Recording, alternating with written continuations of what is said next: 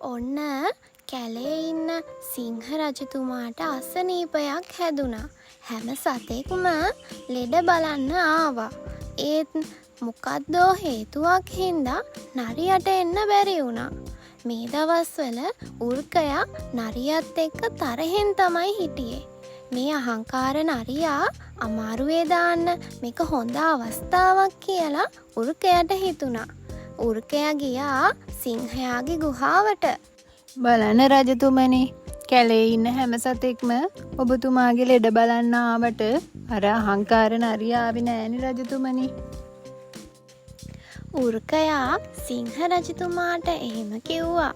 ඒ වෙලාවෙම නරියත් ආව සිංහ රජතුමාව බලන්න. සිංහ ගුහාව ළඟටම ආපු නරියට මේ උර්කයා කියපු කතාව ඇහුණා.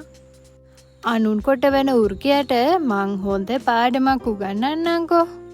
හින්දා සිංහයා නරියා ගැන තදබල කේන්තියකින් තමයි ඔන්න හිටියේ. දැන් දාවේ මාව බලන්න. කෝපයෙන් ගොරවමින් සිංහයා ඇහුවා. අවසර සිංහ රජතුමනි, මම පහුගිය දවස් ටිකේම ඔබතුමාගේ අසනීපයට බෙහෙත් අහන්න වෙද මහත්තුරු කීප දෙනෙක් ගාවටම ගියා.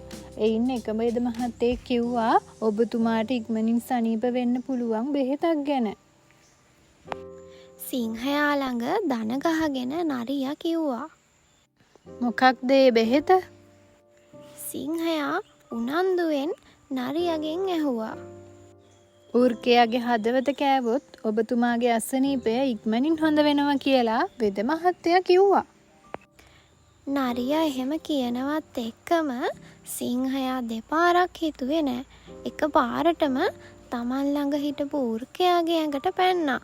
උර්කයා සිංහයාට ගොදුරු වුණා. අනුන්ට විපතක් කරන්න ගිහිපු මේ උර්කයාට අන්තිමේදී තමන්ගේ ජීවිතේම නැති වුණා.